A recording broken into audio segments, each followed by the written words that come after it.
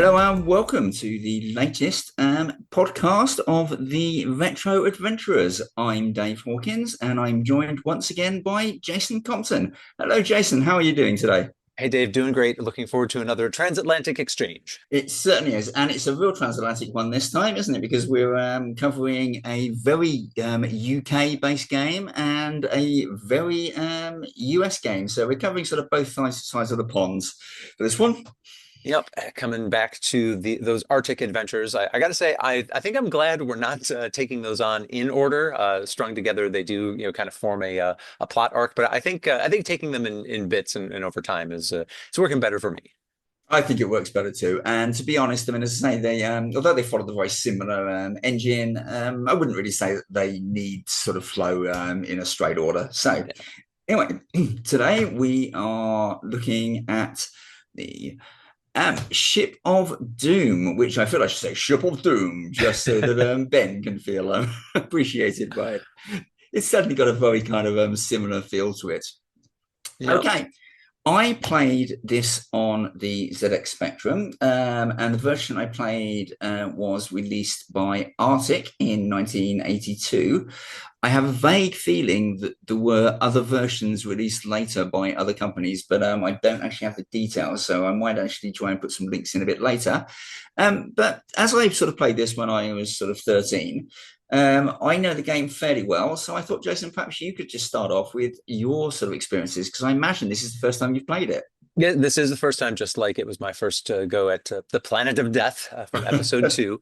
Like those games, this was originally for the 16K ZX Spectrum. I'm sorry, 16K ZX81. 81, yep. Yeah, I also did play the Spectrum version. There were Commodore 64 and Amstrad CPC versions, and I'm going to come back to the CPC version in a minute because as I did research the different versions out there, that one caught my attention. But yeah, this one was written by Charles Cecil or Cecil, who according Cecil, I to think, yep. Cecil, okay, according to Moby Games, was not involved with Planet of Death, but has gone on to an extensive career in games ever since, including credits on several Broken Sword titles, console and PC games for other major franchises. Do you mind if I give a dramatic reading of the J card? Oh, please do. While on a reconnaissance flight, your ship has been drawn in by a graviton beam onto an alien cruiser. Fred, your pet android, informs you that the cruiser is on a humanoid slave mission. Its aim to seek out humanoid planets from which samples are taken and their brains replaced by microchips. Your aim is to free your ship by pressing the control button in the main computer room. Sounds easy. However, there are various hazards. I think that sums the game up pretty well. I mean, let's just sort of start with this. It's standard Arctic fare, really, isn't it? It's two-word parser, no graphics, and very simple text descriptions. And I think this is how Arctic pretty much ran all the way through until maybe sort of towards the end when they did a couple of games that were from freelance or independent developers. So they'd moved away from the engine. So really what we're looking at here, isn't it, is pretty much the same style of game as Planet of Death. Yep, So and those 16K constraints, you do tend to see that that's kind of the ceiling across most of the games, most of the platforms you're looking at. Like you said, the two-word parser, pretty spare room descriptions. Sometimes the you are in a and then a couple of nouns, and that just sort of gives you are in a bleak room. Why is it bleak? yes, You're not going to get more details than that. You're just going to have to fill in the gaps with your imagination. you are, and that is exactly it is.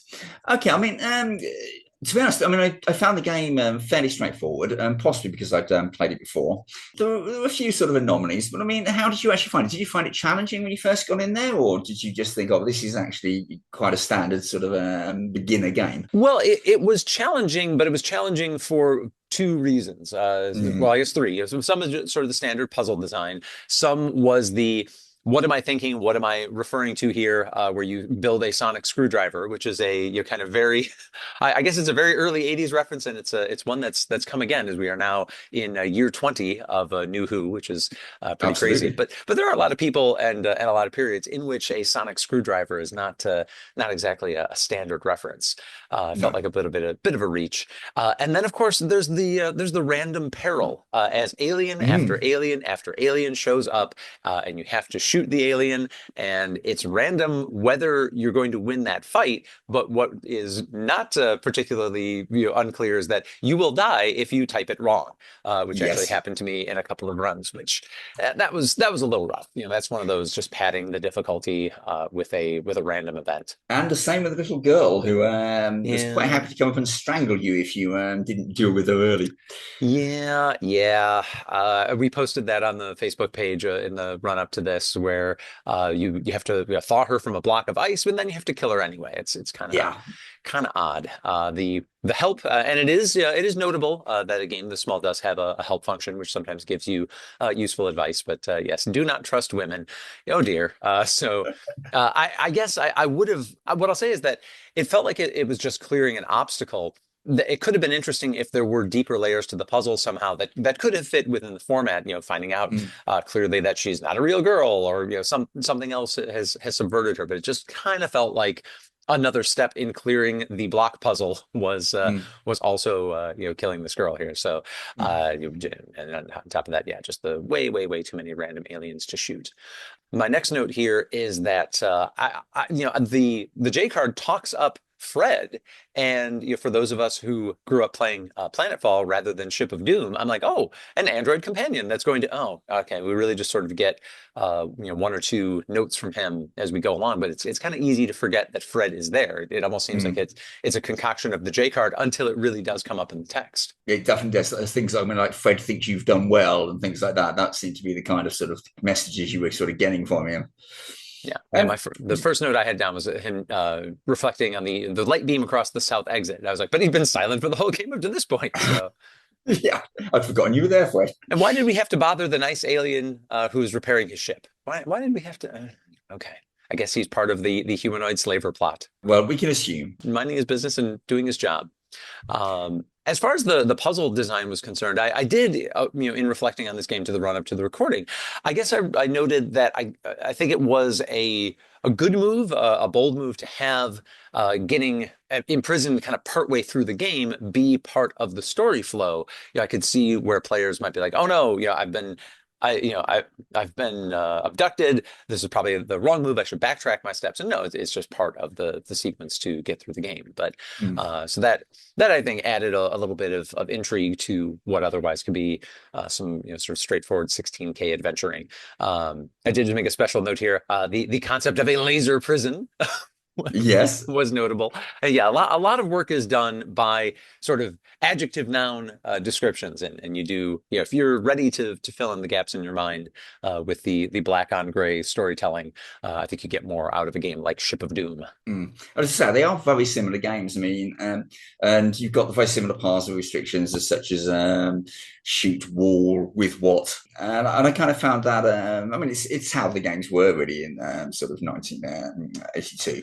Yeah. I did notice a couple of typos that were getting on my nerves. They were tiny things. I didn't actually make a note of it. One of them was you are having a hard time being something, and it's yeah. And I thought, surely you could have picked that up. Okay, I think I missed that one. One thing that I noticed, that I alluded to this earlier, the CPC version, which presumably was a bit later, its tape inlay had additional hints, kind of a partial walkthrough to the early stage of the game. So I don't know if, to kind of your point, maybe tastes and expectations were changing a little bit and people wanted a little bit more of a leg up on their adventuring. But it was interesting that release was a little bit different. Oh, that is interesting. Yeah. Yeah, it would have been nice even within the constraints to have a little bit more interactivity with things that are described, like the radio room. I like, well, where's the radio? That's just a word. It's not a real thing. Maybe it doesn't. Give me something to do with the radio. That was a little disappointing. The log room. I'm not sure what kind of log it was. I presume it's where the robot slavers were keeping their records, but we don't really know. And it was very limited, wasn't it, into the number of objects, and you would, like you say, you pretty much have a description of like, you are in the log room. Here is a stick. And obviously, it wasn't a stick in the game, but I mean, overall, I mean, I think. I actually really particularly enjoyed playing it, but it was really going back to my memories of when I first played it on the ZX81. Because the only two adventure games I actually played on the ZX81 were Planet of Death and Ship of Doom. And after that, I'd got myself a Spectrum. So kind of going back, but it's like we've sort of alluded to before that these games were pretty much direct translations. So I'd be quite interested to hear what you've got to say about the Commodore versions and the Amstrad version, because were they direct ports or I think I something looked different? briefly at the C64 version, although honestly, I may be conflating that with Planet of Death. Yeah, but as far as I can tell, those are direct conversions. There is, according to the research here, a GAC conversion, but I don't know if that one has additional graphics. If it does, we should drop a link to that in the show notes. But Yeah, yeah, all of the base ports to kind of the 48 and 64K machines seem to just be straight conversions of the 16K ZX81 original. right, yeah, so direct pause, that makes sense. I mean, going back to that little girl, I did feel a bit kind of bad about shooting her, really. It just seems so unnecessary.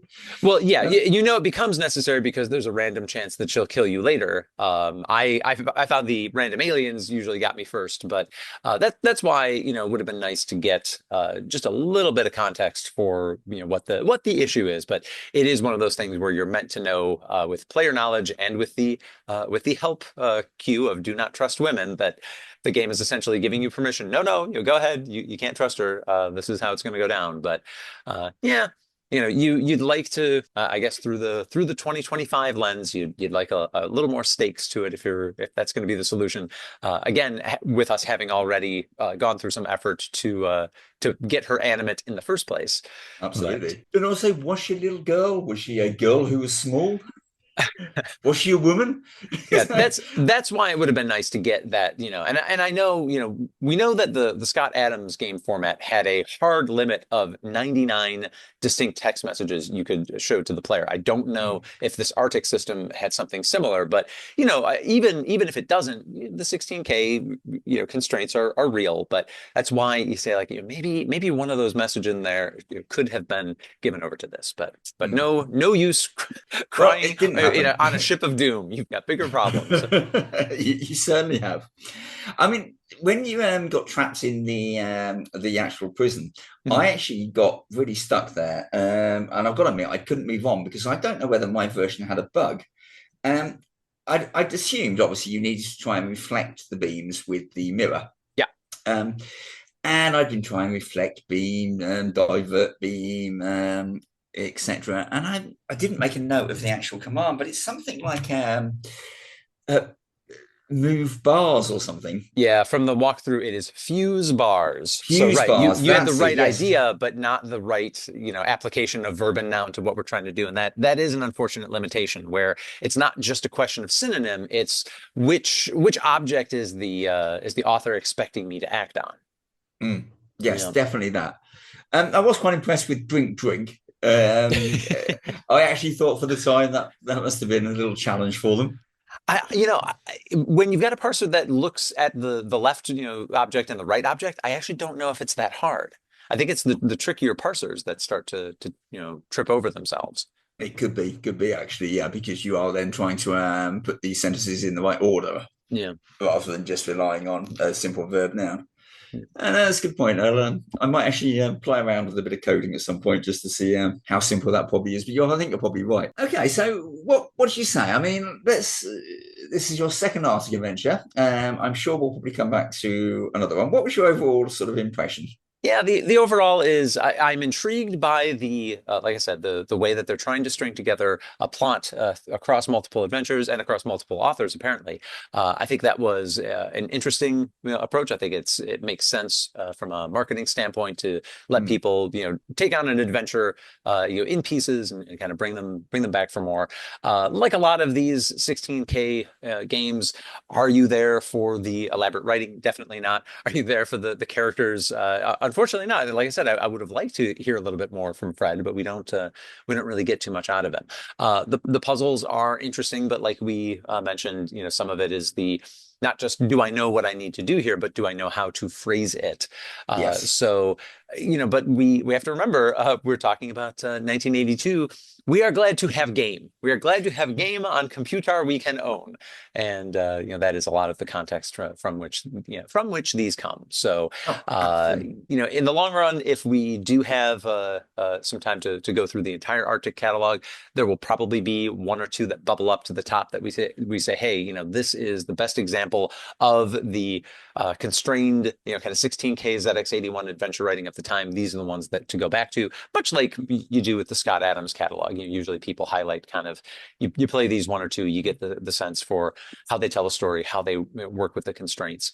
Right now, I would say it's kind of a toss-up between Planet of Death and Ship of Doom. I think overall, just because of the random elements in this one, I preferred Planet of Death. If you're looking for what is an Arctic adventure, I'd say stick with B, Planet of Death.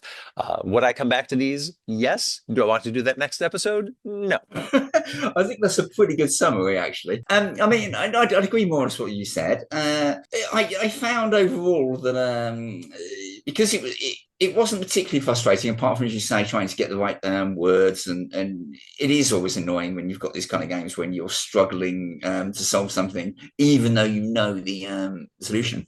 But as you sort of said, I mean, we've got to remember this game was what released probably 5 or 6 years after the original Colossal Caves game. So I mean, I think when we've got to look at really, I think with a little bit of flexibility in how we judge it, because they really were sort of still fairly unique, and we're talking about machines that weren't even really that old. It was really modern technology. So I'm going to say that overall, I think it was a fairly good attempt, but certainly not Arctic's best. Leaves me wanting more. Yes, definitely needs running more. And like you said, the actual insert suggested more, and that was a bit of a disappointment.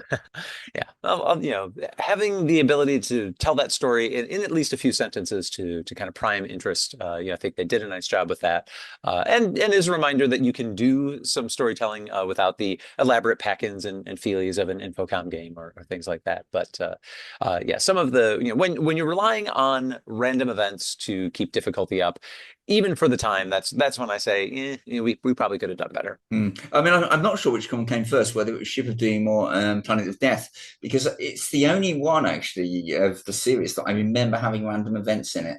So maybe even then it was, okay, that didn't work out too well. But yeah. we will see, and I'm sure as we cover more Arctic games in the future, we can sort of maybe come back to this and see where the random events, etc., etc. But okay, overall, I think it was. I'd recommend anyone who wants to have a bit of nostalgic look at text adventures to check it out. But avoid that Android conversion room. And avoid that Android conversion room and kill everything in sight. Yeah, unless you got to, well, yeah, there's drinking of the drink, but paying the barman to drink the drink. So you don't, it's not literally shoot everything that moves, but if it looks at you sideways, best to shoot it. Best to It's shoot the only way to be sure. Okay, well, that was our appetizer. Now, since we're moving over to the US side, would you like to introduce our main event? Sure. Our main game this episode is The Dark Crystal, and we've jumped to the end. This is the final Sierra text graphics adventure. We discussed this when Roberta and Ken Williams were on the show. Sierra exited the market before some companies even entered. So I thought it would be interesting to see what note they left off on. And yes, we are skipping to the end. We've skipped over all the other high-res adventures in their series. We may return to them, but The Dark Crystal is such an interesting footnote in Sierra's time, because they're on their way. As this game is shipping, they're already working on King's Quest, which really changes their course and kind of the course of adventure gaming at that point. It did, yeah. This is our first game based on a licensed property where the author was still alive at the time of writing. We did, Swiss Family Robinson, but the author was not offering much input on that one. Yeah, but Dark Crystal, this is a recent film. This film has pretty much just come out as they're working on this tie-in, and it's by far the newest licensed tie-in property. It's odd that it was only released on the Apple II and the Atari 8-bit machines. It wasn't released for Commodore 64, which, you can make the case that as they were starting it in 82, 83, the 64 was not as obvious of a platform at that time. But the fact that it wasn't ported to DOS either, we know that Sierra had the relationship with IBM on the PC Junior. We know that DOS was a steady performer for them later. So I should say those are the only two English language releases. There were ports for PC 88, I believe in PC 98 in Japan. There were, yes. But odd that this game sort of feels like a throwaway, and that may reflect the time and where Sierra was going. I played the Atari 800 version with its quirks of the bleeping every time you press a key and every time the screen filled. I understand the fights that Americans have over the Atari versus the Commodore 64, but I just got to say I'm glad that I had the platform that didn't bleep at me every time I pressed a key. What did you play on? I played the Apple version again through an emulator. Okay. It'd be interesting to sort of see whether there are really sort of any major differences. There really weren't. Because I played the Atari 8-bit version, but as I was playing, I'm like, this color scheme doesn't feel right. And actually, I went and tracked down both Atari 8-bit and Apple II walkthroughs online just to see, like, okay, and I don't know why my emulator was rendering colors incorrectly, but they're extremely similar. And I should go back and note the design on this one was by Roberta Williams. The programming was by the prolific Sierra developer Al Lowe, and there was quite a team of artists that put together the graphics. So yes, this is a split screen text graphic adventure. It's one of the formats that really Sierra made popular in their early going. It was used by other developers like Interplay with Tracer Sanction that we covered earlier on the show, where you get a few lines of text at the bottom. The top is a graphic. It is a unique graphic for every location. This was something we talked about with the pawn, where I thought it was odd that the pawn didn't do that, and you and Ben were like, no, that seems totally normal to us. But yeah, it hits the disc. There are 4 disc sides for every location. There was an interesting note in the instructions about how to make your own backups, because this is already a time where software piracy is definitely on the radar of the game publishers. So they go ahead and tell you how to make your own backups and get ready and kind of preserve your disks as best as you can. Fortunately, in the emulator era, we can just spin up a new disk whenever we need. Absolutely. It is interesting you said about there being a team of artists, because the one thing that immediately hit me in this game, I'll just give you a bit of history actually. It's the first time I've ever played this, but going back to probably 1983, and I know that we're going to discuss magazines a bit more in future episodes. But in the Micro Adventurer magazine, and I remember flicking through it, and I was, just from the images, stunned by this game when I first saw it in 1983. It just seemed to be graphically amazing. So it's sort of interesting you saying that they actually had a team of artists, because I think that in itself was fairly unusual at the time, that they'd have dedicated people for creating graphics. Yeah, and Sierra really had to. One of my regrets of our interview with the Williams is that we didn't get around to talking about Time Zone, which was a 10-disc side, truly epic adventure. And it's one where they did have a team of artists, but it was apparently mostly one fellow who had to come up with a lot of different graphics. And I think that Sierra was a company that, as it was making these ambitious choices, was kind of learning, how do you have to build a video game team? How do you have to manage these projects? And so by taking on ambitious projects and kind of moving the goalposts on a regular basis, Sierra did do things that a lot of other game studios either never got around to. In the case of Infocom, which by the time they were doing graphics, yes, they did have a team of artists for that, but it was pretty late in the game. Sierra kept pushing beyond. They only published a handful of these graphic adventures, and it did go from Roberta Williams kind of just doing plotting pixel stick figures to, as you say, having some pretty decent visuals for the time, and a team of artists putting them together, albeit based on this licensed property, the Jim Henson film Dark Crystal. I mean, the interesting thing, we've seen this before in games like the Tracer Sanction, and to a certain extent in Swiss Family Robinson, which I kind of comparing the games, because they were fairly unique, because they were Apple II based games, and the style of text adventures on Apple kind of reflected itself across the board, regardless of who the actual publisher was. But the one thing that I noticed about Dark Crystal is the way that individual graphical elements were used to build up the actual images. So you'd have similar images of Jen that would be then placed in different parts of the screen and sometimes flipped to go onto the way. And I think that was kind of sort of how it felt a little bit more unique compared to some of the other games. And I don't know what your thoughts on those are. It was, yeah, to me, it was familiar because, like you say, the Apple II graphic adventure style did, kind of reverberate through to the other platforms. So to me, it seemed, I guess, natural the way that these bitmap games, were done back in the day. We haven't talked about whether you felt the game gave you enough to go on. Or did you need to see the film? We need to kind of set that cultural reference point here. The film has come out by the time the game has come out, but this is the early 1980s. It's very early in the kind of home video market. So if you are going to own your own videotape, it's extremely expensive. Not every film is released that way. In the US, at least, we do have you've got pay TV, you've got cable TV at this point, which does run recent films with some regularity. But again, it's not like today where if you want tie-in media, you can kind of fill your screen and your other screen and your phone screen with reference material to it.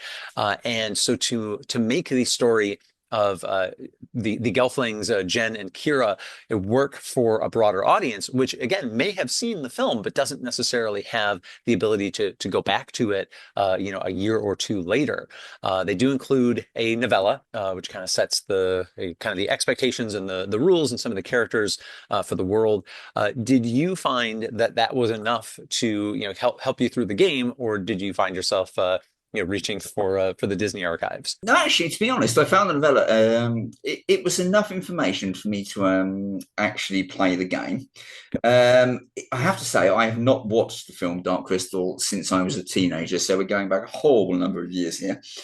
And I didn't really think, although it followed the plot of the actual film, I don't think that the puzzles were related enough to the film for you to actually be able to go, I've watched the film and this is what I know I need to do. I pretty much felt that everything was actually covered within the game itself, which is something else I actually wanted to bring up. Unlike a lot of the Apple games, where you have graphics in every location, and your text, particularly in things like Swiss Family Robinson, that would say, here's a picture, and it would say underneath swamp. And that was your kind of description. I actually felt there was quite an effort made in Dark Crystal to actually use the descriptions to support the images rather than the other way around. I'm interested. I'm interested that you say that. And if we're talking about the same thing, what I thought was sort of the interesting exception to that rule was you kind of had to know that other Gelfling you were seeing was definitely Kira. Yes. I was a little surprised that it didn't have a little more fanfare or description or help when that came up. Yeah, that is a fair point. I can't argue with you there. I'm like, oh, okay. I suppose that's all right. Great. I suppose that's her. Yeah, I also found it interesting on a related note. The manual is it's a 2-word parser with no apologies. It tells you flat out, above all, Absolutely. keep your commands simple. So I think that they're sort of setting the expectation. Keep it simple. Let the graphics, do a lot of the work for you. What did you think about the third-party storytelling? Because it was Jen is in the mountains, not you are in the mountains. I quite liked that, and I think it reflected well because I tell you what, I've got a note down here actually that the game itself kind of reminded me, I wouldn't even say reminded, but it felt a bit like I was actually playing an interactive comic where I was looking at the images, and the text was telling a lot of the story. But my participation in this was almost as if I was flipping from one panel to the other, if you know what I mean. I do, and I think maybe that third person storytelling might contribute to that a little bit. That's interesting. And we definitely see that attempts to do straight up interactive comics that come a little bit later maybe aren't as successful. So maybe this was sort of that right balance to strike where you don't necessarily have to literally reproduce a comic, but by showing people, showing people a rich world with a lot of locations. I do want to talk about the locations a little bit later, and using that third party storytelling, maybe that was the sweet spot of that comic book storytelling, which again, Sierra is bidding farewell to as they're on their way to another game style entirely. No, I mean, it's interesting. I mean, as you say, with the unapologetic verb noun parser, this is the point around this sort of time, yeah, where a lot of companies they were trying to move into at least 4-word parsing, and then you've got to remember that Hobbit was released before this, when they were trying to get far more complicated parsers. So it's interesting that they decided to go down this route. No, but is it? Maybe it was their fanfare. Did they want to? I mean, it would have been interesting if we could have talked to Ken Roberto about this. But was that a conscious decision, or was it a decision with just we're not going to be making any more text adventures, so why make the effort to improve the parsing? I mean, it works. It definitely works. The 2-word parser works, and you can get through the game fairly easily with it. Yeah. I think that they saw that there were bigger market opportunities ahead, and they were right. I mean, I they keep were. coming back to that point. They saw the opportunity, created it, took it, and yeah, I don't think they felt the need to do more. I do want to talk about all those locations because my overriding experience of this game was that there were a lot of places to go, but there wasn't a whole ton to do, and not a whole lot mattered. No, I mean, it was very, very linear. Again, which is why I think I was feeling felt a bit like a comic, because you took the actions, but each action was taking you in a set direction, and there was a feeling that it didn't overly matter what you actually did, because this was going to be the end result, and all you were doing was sort of ticking the boxes. I mean, that's certainly how I felt about it. Yeah, and that may kind of lend to that feeling of the comic that's kind of a self-contained, Exactly. single issue. A lot of locations, but not a lot of inventory. Mm. And just kind of looking at the walkthrough text right now. It's padded with a lot of notes and comments and so forth. There's really just not a whole lot of steps to complete this game. I want to go back to something that you had mentioned about Dark Crystal versus The Hobbit, another game that we'd taken on with a licensed property, and that game, was, as you said, trying to parse more complex sentences. It also infamously had all those independently acting characters running around. Dark Crystal, you do pick up Kira and Fizzgig, but they're not doing anything that the player's not in control of or not influencing. There is no Thorin or Gandalf wandering around, or killing somebody else or getting killed or being turned to stone or any of that jazz. You do need to kind of use Fizzgig essentially as an ally to go off and help you solve a puzzle. Kira's fate becomes kind of important in the climax of the story, but we're not seeing that Sierra's trying to match that trend of creating a world full of lots of moving objects. This is the players in control. Where they move around is what matters. I do want to go back and just kind of summarize the plot, and I'm going to draw from the Book of Adventure Games for this one. Jen, our Gelfling hero, is your alter ego. You control his actions in his quest to find and replace the missing shard of the Great Crystal, a deed which must take place at the instant of the triple conjunction of the three suns. The Great Prophecy states that only a Gelfling can accomplish this task, and Jen is one of only two who escaped the slaughter of his race by the evil Skeksis. Failure means that the Skeksis and their robot-like killers, the Garthim, will control the world forever. It goes on a bit. And I guess, yes, that note about the slaughter of everybody but you and Kira does help you frame why that other Gelfling must be Kira. But I did find that even with that in mind, the game could have made a bit more of a note about her. So yes, this is essentially a quest to save the world, a world that doesn't have a whole ton left in it to save. But hey, at least peace for for you and Kira is better than nothing. But yeah, big world with lots of different graphics, but just not a whole lot going on in it. And to the point that I was making about what matters and what doesn't, I found, because I was looking at both the Casa solution and the Book of Adventure Games to kind of help me through this one. I I use found Casa, that, yeah. yeah, I found that there were some actions, and if you use Casa, then this probably didn't come up for you. The Book of Adventure Games solution mentions scraping moss in one of the areas, but I didn't find it did not work in the Atari version, and Casa didn't seem to think it was necessary. So you didn't run into an area where you needed moss in the Apple version? Not at all, no. Interesting. No, and it certainly wasn't in the Casa walkthrough. But I mean, I have to say, I mean, you know that I try to avoid using the online help unless I'm absolutely stuck. And I generally found that I didn't really need to go to it until I was about sort of 3/4 of the way through. And it's interesting. The reason partly I got stuck is because I felt that I should be doing more with the other characters, with Kira and Fezziwig, and I felt that they should have had more purpose. Okay. And I kept thinking, well, what if they can do it instead? And then I realized, nope, it's Nope.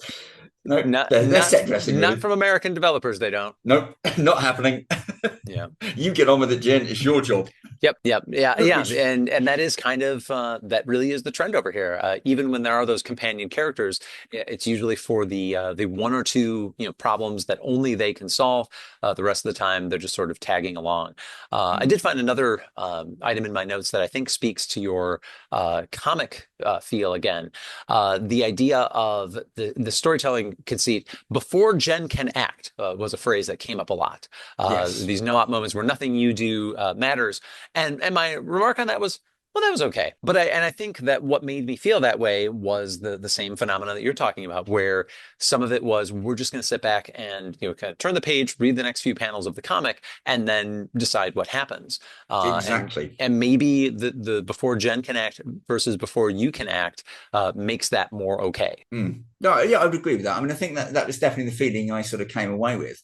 Um, I mean, I will say that considering that this is a game that I've sort of been looking forward to playing since I was like 13 years old, I was not disappointed. The graphics were still they were reasonable, and they considering it's a text adventure and its age, I mean, I think they've relatively stood the test of time. But it was mainly the intricacies of some of the text descriptions, and I noticed sort of things where you have Jen trudges through the swampland, and a couple of other examples where it was more verbose, but they'd managed to use like 10, 20 word descriptions that really did give the game a little more sort of atmosphere, and it was far more descriptive than I think some games manage with a lot much larger wall of text. I mean, I don't know how you felt about that.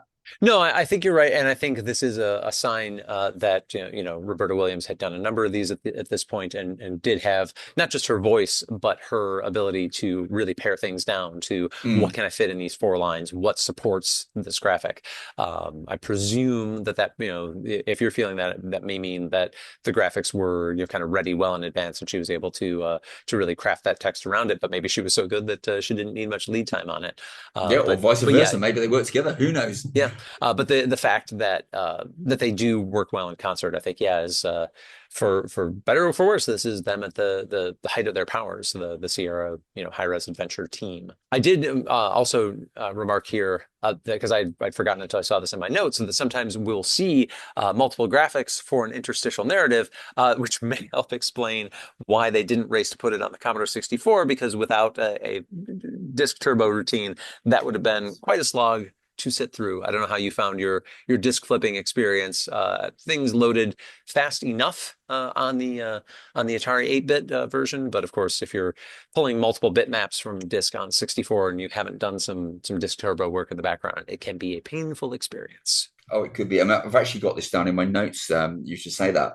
I did find it generally the disc swapping was fairly smooth, and it is worth noting that this was a 5 disc game, so there certainly was room for, you say, the improved graphics and for sort of more text. There were a couple of anomalies where I was swapping the disc backwards and forwards, and particularly I think in discs 1 and 3, where it was now insert disc 3, now insert disc 1, and it I'm not quite sure why that was. I mean, I just expected a sort of a more linear experience from disc one leads to disc two to disc three, etc., etc. It was certainly harder to do that on an emulator than it would have been if I just had a bunch of physical discs in front of me that I was putting into the Apple. It didn't distract from the game for me having to do that, and I think I say the only reason the game was like it was because it came on multiple discs. So you say there was no sort of a real issue with the Atari for that? No, I mean the disc flipping definitely happened. The For what it's worth, listeners, the Book of Adventure Games map that's out there does have a dotted line showing you where the areas are stored, so you can at least see. Well, if I'm going to trudge back this way, I'm going to end up having to flip discs again. So, Yep. and if you take a look at it, you can sort of see like, well, I guess they had to organize it somewhere. But yes, it definitely was possible to end up in a back and forth land. Yeah, going back to what you were saying about the graphics, I did note definitely better graphics and variety in perspective than earlier Sierra games, which literally started out as kind of stick figures and wireframes, which is nice. Yeah, I mentioned the being trapped in the bog. Not really any mention of Kira, although there's a figure who looks like she could be Kira. I assume she was, yeah. Yeah, and we talked about why that's reasonable. I just thought it odd that wasn't mentioned. There's that hookable latch for the secret door later in the game that I thought was Yep. pretty tough to spot. So I want to talk a little bit more about what you can do and not do that matters or doesn't matter. And the most notable is there's Agra, who is your ally at one point, and then in the end game is captured by the Skeksis and is tied up. And you can free her or not, and it doesn't actually matter. And I thought that was odd. I noted that. I mean, did you free her? I did, but because I wanted to see if it mattered, and it doesn't. And I can see on the one hand, if you're trying to not make a game too terribly linear, not making people check every single box. But I'm not sure that was actually their concern in this game. So it just felt like there were things that could have had stakes, could have had some payoff. That didn't. Similarly, talking to the Chamberlain outside doesn't actually matter or not. It's a thing that you can do, but it doesn't really give you any context you wouldn't have had any other way. It doesn't give you a leg up. Felt like something that was meant to be important, but really turned out to be more of a novelty. But I think this goes back to what we were saying before about the fact that although there are multiple characters in the game, they are fairly irrelevant. They aren't necessary to solve any of the puzzles, really. Maybe it's part of the fact it was a license, so if you're going to pay money for a license, you're going to say, I'm going to milk this, so all the characters are going to be in it. But like you also said, it's apparently the American way is not to have characters that help. More that they are perhaps part of the puzzles or have a couple of things that they can help you solve, but certainly not the independent actors of a level 9 ladder game or a Hobbit style for sure. Oh, I had mentioned 4 disc size. I was mistaken. You said it's 5 for the Apple. It's 5 for the Apple, yeah. Yeah, 6 was what I had marked down for the Atari version. So my mistake. There were some things that you could do on the side. I thought it was interesting. You could sit on the throne there in the end game, and there were definitely some things to do in the world as you traveled through. Just not as much that mattered. This being an older game, they're not particularly worried about putting you in a walking death scenario. Notably, it's pretty easy because the start area of the game quickly becomes inaccessible, and it's pretty easy to wander out of it without taking the flute, which you need to figure out which of the crystal shards which is not random. So if you have a walkthrough or hints, it is always the same. But as intended, you are supposed to use your magic flute to tell you which of the crystal shards is legit. But it's pretty easy to wander out of that starting zone where you otherwise should be retrieving your flute first. Did Yeah. you get into any other real nasty, walking death or unsolvable? I've actually noted down. I wouldn't say particular points where I actually thought, "Oh no, I can't go any further." But I have noted down that I actually restarted 4 times Okay. because I got to a point when I wouldn't really say that I was in walking death point, but I just couldn't figure out what was going on. I thought I've missed something or I've done something wrong. So, how many times did you restart, Jason? Oh man, the flute thing bit me twice. I definitely ran into some trouble with the riddles, so it would have been at least a half dozen. But I was trying Half a to, dozen. So yeah, yeah, I so was trying to that's be lower. careful with. Eventually, I tried to be careful with snapshot states and so forth.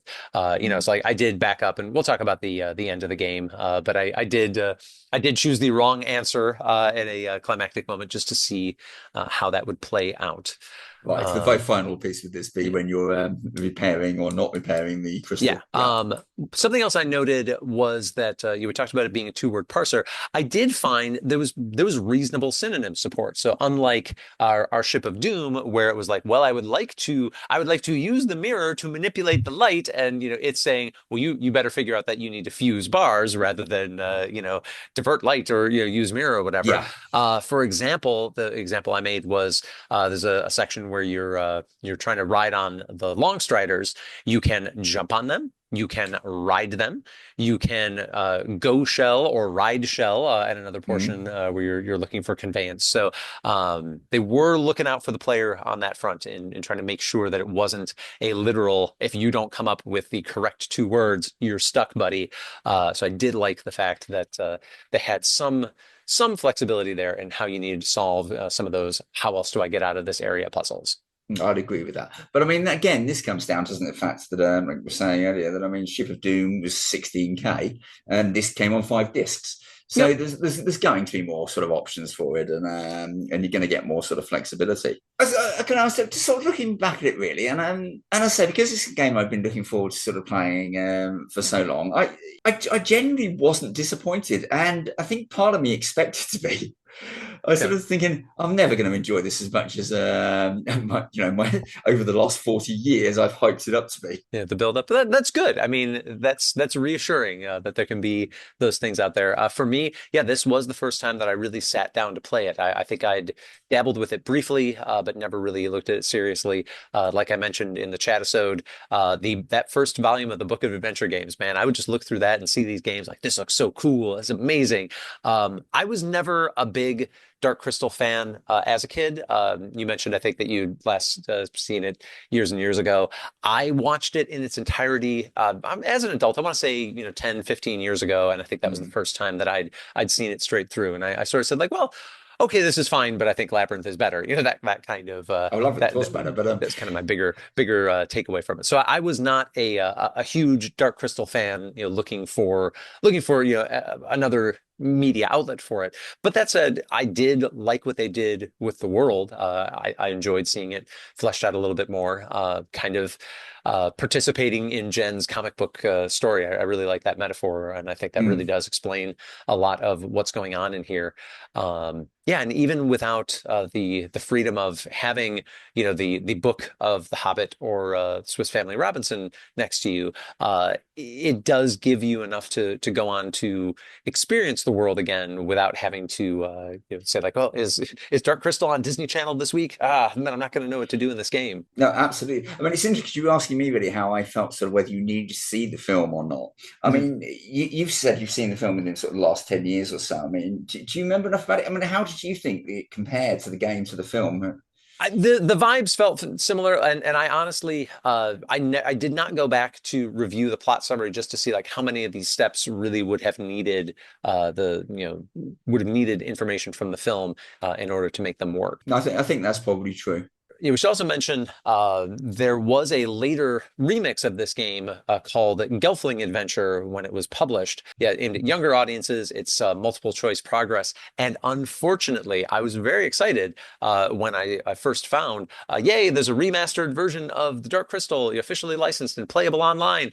But it's actually Gelfling Adventure. So Yeah. unlike those Magnetic Scrolls games where you can find web-based remixes of them, if you do find the Dark Crystal remix online, it is sadly just Gelfling Adventure. We will link to it for the sake of completeness, but you are not getting the same game.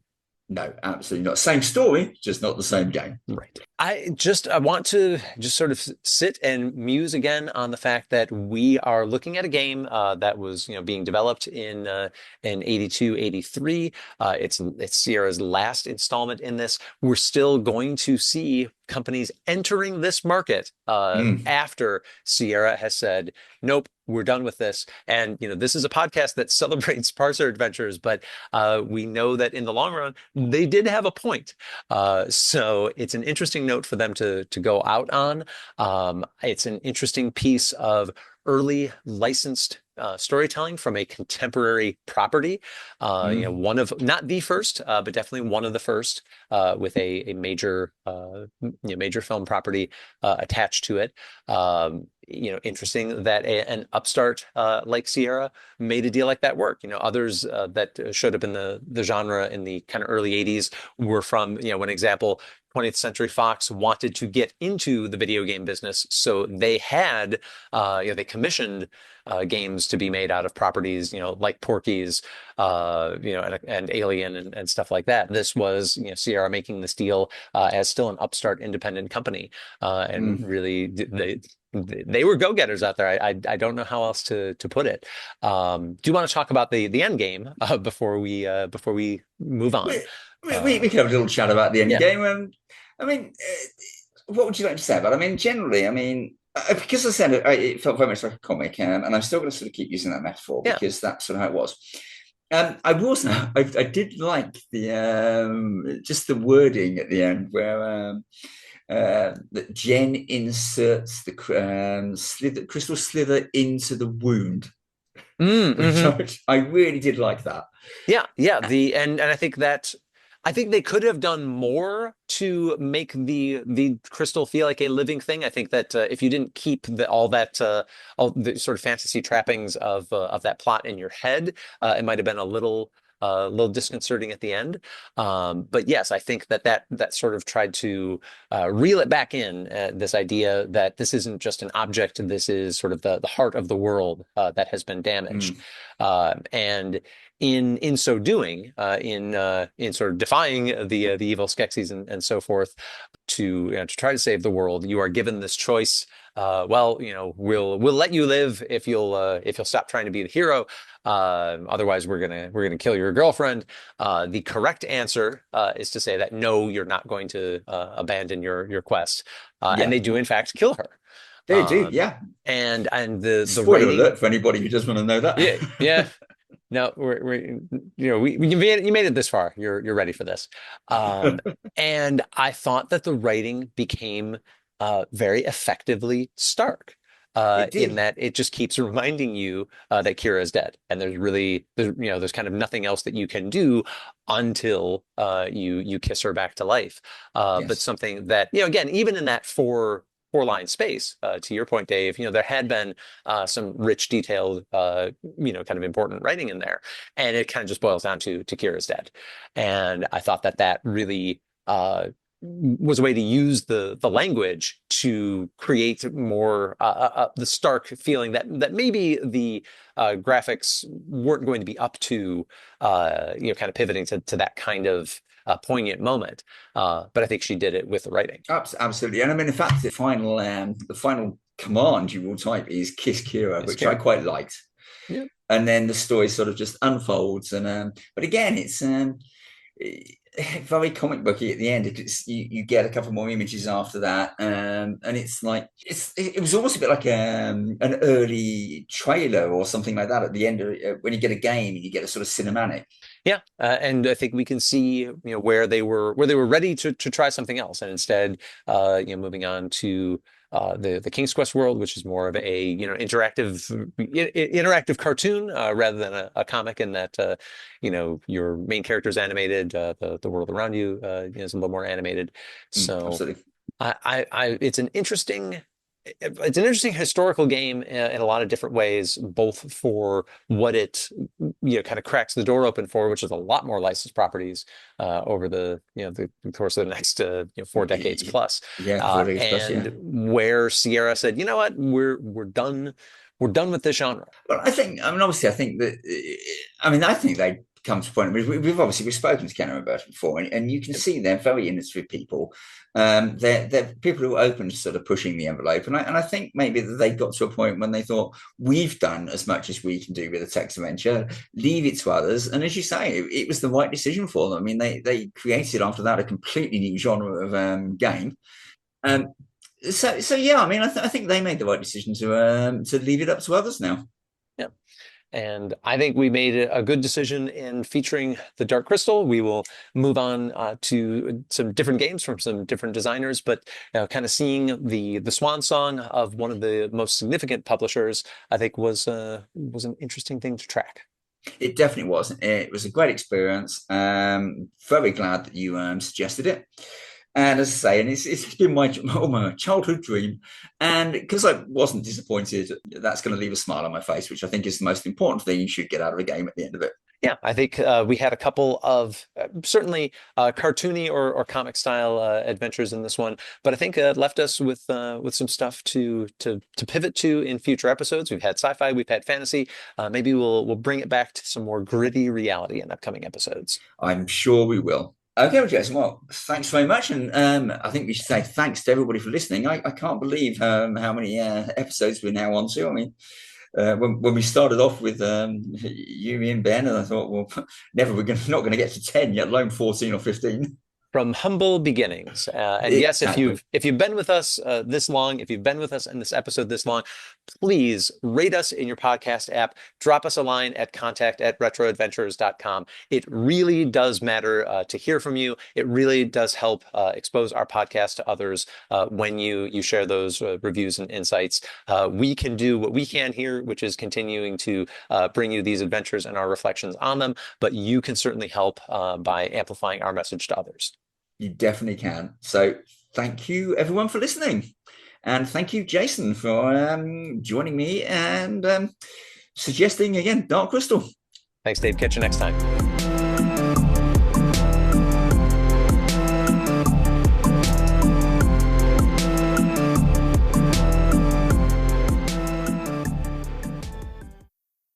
You have been listening to The Retro Adventurers, a podcast about classic text adventure games.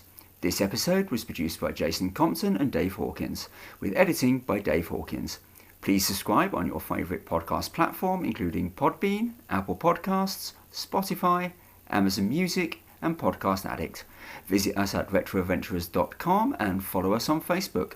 The Retro Adventurers is based on a format originally devised by Ben Collier, Jason Compton, and Dave Hawkins.